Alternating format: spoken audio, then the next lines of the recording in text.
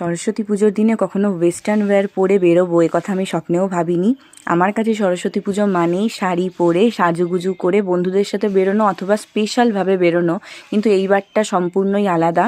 আমি এখন জিন্স আর শার্ট পরে মা বাবার সাথে যাচ্ছি আমার পিসির বাড়ি। শাড়ি পরতেই পারতাম, কিন্তু বাস বলে সেই রিস্কটা আমি আর নিইনি। আর পিসি বলেছিল বিয়ের আগে অবশ্যই তুই একবার এসে আমার বাড়ির থেকে ঘুরে যাবি, তো সেই জন্য আজকের দিনটাকেই সিলেক্ট করেছি, যেহেতু বাবার ছুটি ছিল। তো এই যে পিসির ফ্ল্যাটে আমরা পৌঁছে গেছি, আর পিসিকে দেখো কি আনন্দ আমাদেরকে দেখে। ঢুকেই প্রথমেই যার সাথে দেখা হলো সে হলো সবচাইতে গুড বয় রিওর মতন গুড বয় আমি একটাও দেখিনি। কি সুন্দর আদর খাচ্ছে দেখো। আর এই যে পিকাই দাদা, যে সব সময় এক ধরনের পোস্ট দেওয়ার জন্য ব্যস্ত থাকে।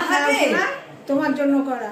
আর এই যে দেখো পিসি আমার জন্য পায়েস আগে থেকেই বানিয়ে রেখেছিল, বসতেই এক বাটি পায়েস হাতে ধরিয়ে দিল।